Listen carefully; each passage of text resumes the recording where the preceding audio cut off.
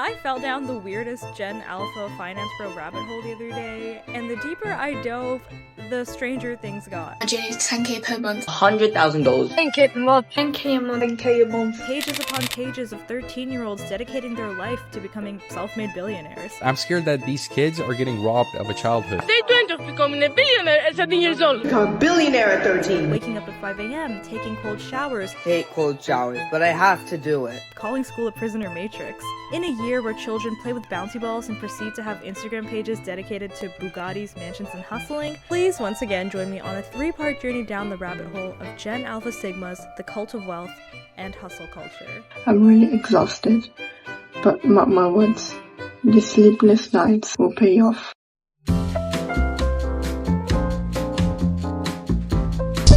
Fogo na pratinha, plug se zaza.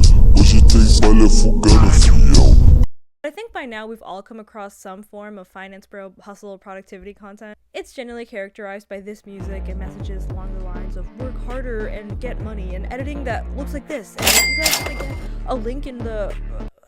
I've always wanted to make a video on this style of content, but after seeing it trickle down to Gen Alpha, it practically begged me to come out of hiding. It seems like just yesterday we were concerned about Gen Alpha's inability to read as children, and then after that they started taking over Sephora's like teenagers, and now they're full-blown adults looking for stable income. But the other day my friend sent me this Instagram reel of a girl vowing to spend her 13th year of life absolutely grinding, and Instagram then led me down the community of Gen Alpha Sigmas, which is what I will be calling them for the rest of this video. If you get confused, here's a little chart. There you go. But Gen Alpha Sigma content consists of 12 to 14-year-olds posting about their hustle mindset and documenting their journey to becoming insanely rich. They talk about working hard and avoiding distractions like school and friends, and absolutely locking in, so to speak. I think hustle culture has historically been repackaged to reach new audiences. It started off super male-oriented and heavily associated with masculinity, ergo focuses on attaining women in a dream body in all these Sigma male videos. And then came the girl bossification of capitalism, and MLM girlies running quirky side hustles, a day in my productivity life affiliate link dropshipping quirky girly affiliate girly, if you will. And I guess you could say this is the kids' bopification of capitalism, but I don't think kids are the best target audience for Sigma male grind content. Let me just get this out of the way. I have absolutely no room to judge 13-year-olds for the content they post. If we did that, we could sit here and discuss the many Dana Phil fanfictions I wrote in my day. Let's just say these kids are off to a better start in life than I was, okay, to be frank. But if you're anything like me, something definitely feels off about these reels.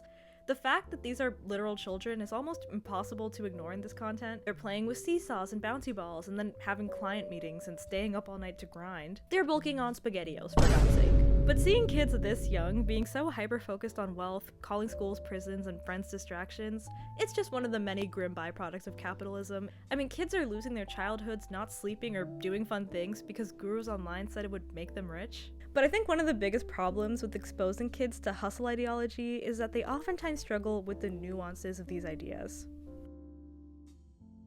Conversations that were being had about Gen Alpha not being able to read wasn't just about their ability to literally sound out letters and words. It more broadly referred to their media literacy and comprehension skills. In other words, young people in general can struggle with engaging critically with the content they consume. This is why a bunch of teachers were hopping on TikTok and complaining that kids were reading books but not able to explain what it was they just read. And this content literacy battle leads to what feels like a regurgitation of the messages they're consuming.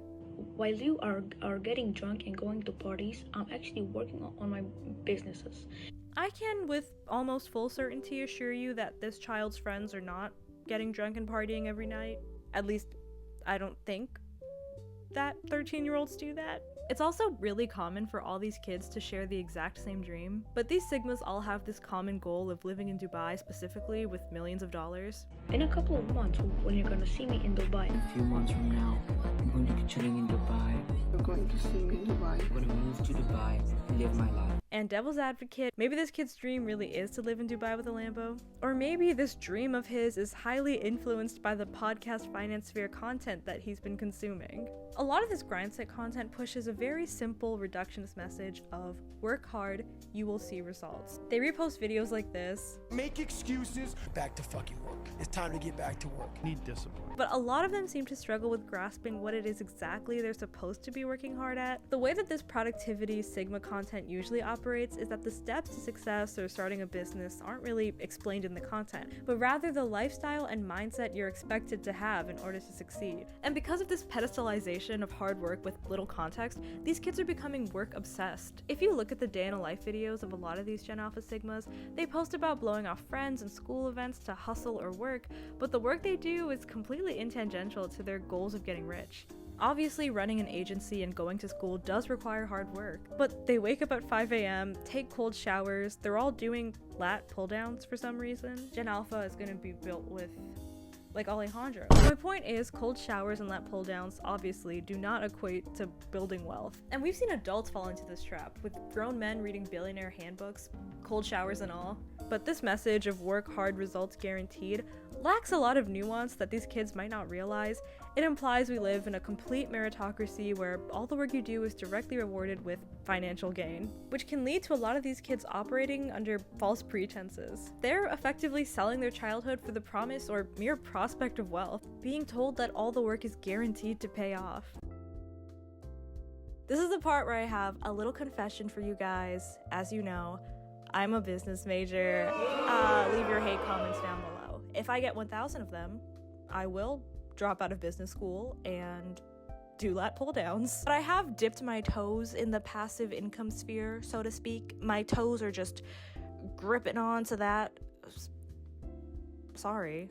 In the sense that I'm a video editor for both a Finance Bro and Slay passive income girly, and watching hours of this content can leave an impression on you. There was a period last year where I seriously considered going all in on dropshipping or affiliate marketing. I even set up a cringe Shopify storefront that I never ended up launching, and instead decided to focus on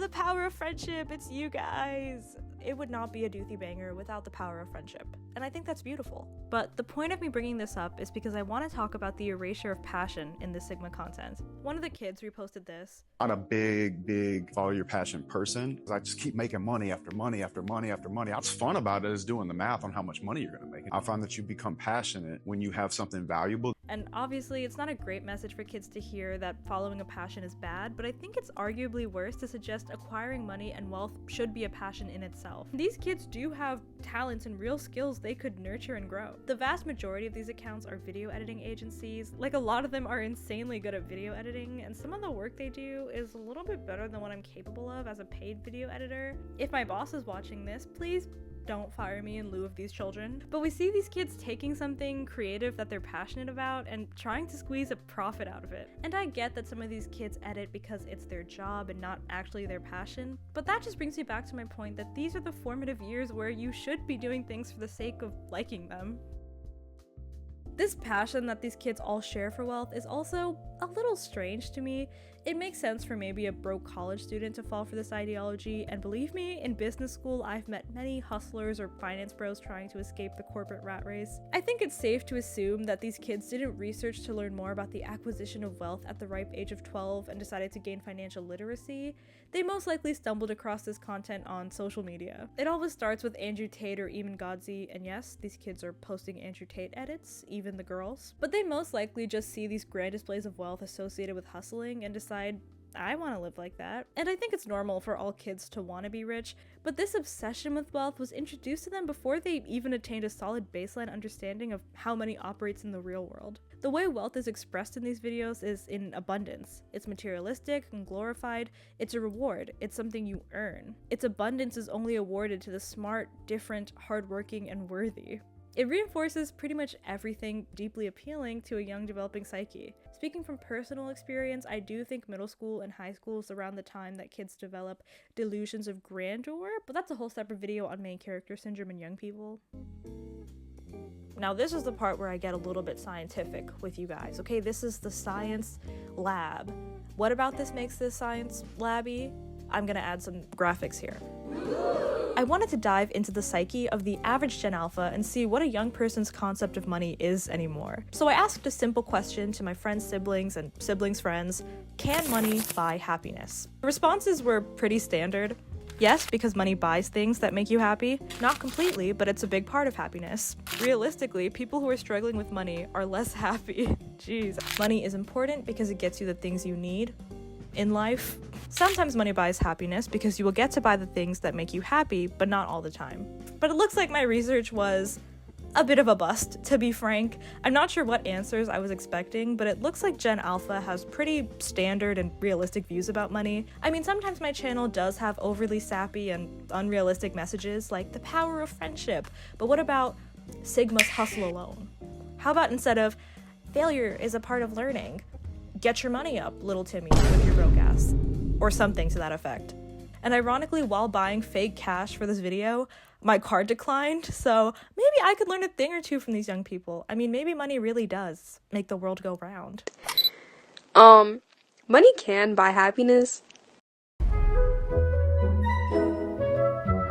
Whoever says that, like, money can't buy happiness is, like, a liar, because they've never been on a shopping spree before. Like, they're probably broke. Rich people, like, tell me one rich person who's, like, actually sad.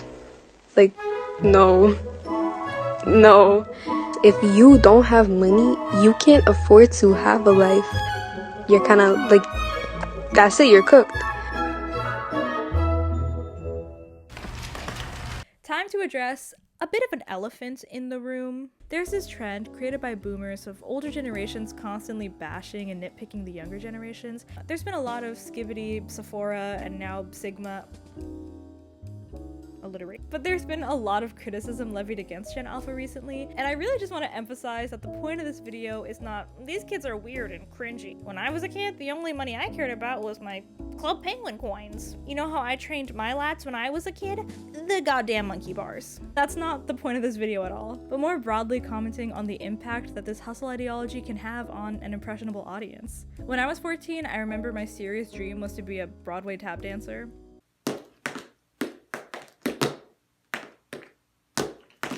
How do you think that turned out? But in a way, these childish pipe dreams, be it tap dancing or Bugattis, it's the essence of growing up. And I'm sure some of these kids will look back on their money chasing phase the same way I look back on my tap phase, with physical pain. But there's a fine line between what is simply an embarrassing phase and burning out in childhood.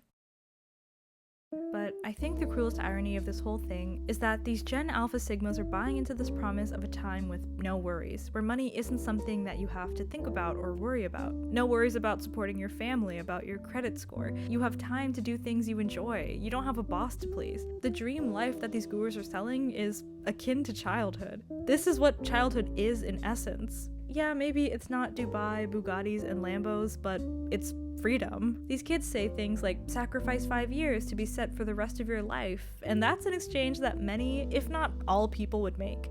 But there's no guarantee that you depriving yourself of sleep, fun, friends, and school is sending you to Dubai in 5 months. A big message that these gurus sell these kids is that you need to be delusional to succeed. And this is advice that I agree with in many ways. Of course, I think people should wholeheartedly believe in themselves and power through self-doubt. But again, it's not a great message to send kids who lack the experience and self-awareness to understand the intentional decision of being delusional. The reality that all these gurus are aware of is that capitalism can't have infinite winners. That's not how the system works. Anyone could just simply put their heads down and succeed. Everyone would. And it's always a good thing to see kids unequivocally believe in themselves, but when you understand the magnitude of this commitment, it really doesn't sit right to watch.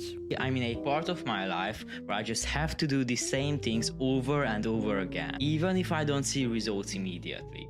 So when I finish my usual cold shower today, I ask myself, will it be worth it? Will all the hard work that I put in day by day be worth it?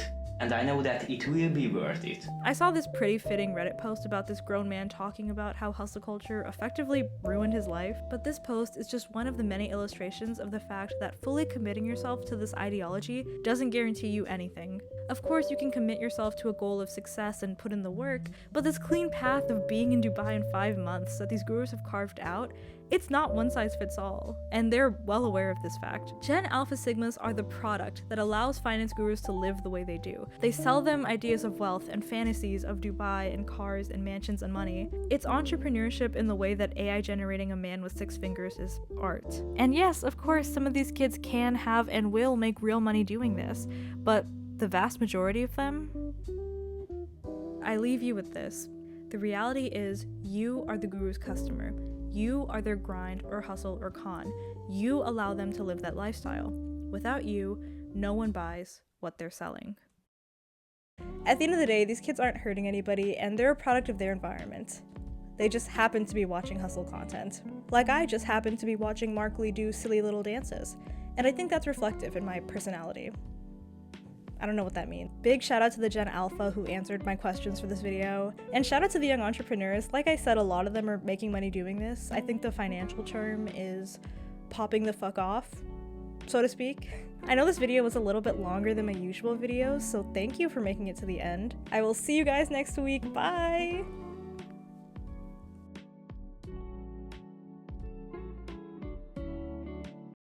Bugatti or Lambo? I don't know cars, frankly. I've referred to a sports car as Lightning McQueen car before because it was red and looked kind of like him.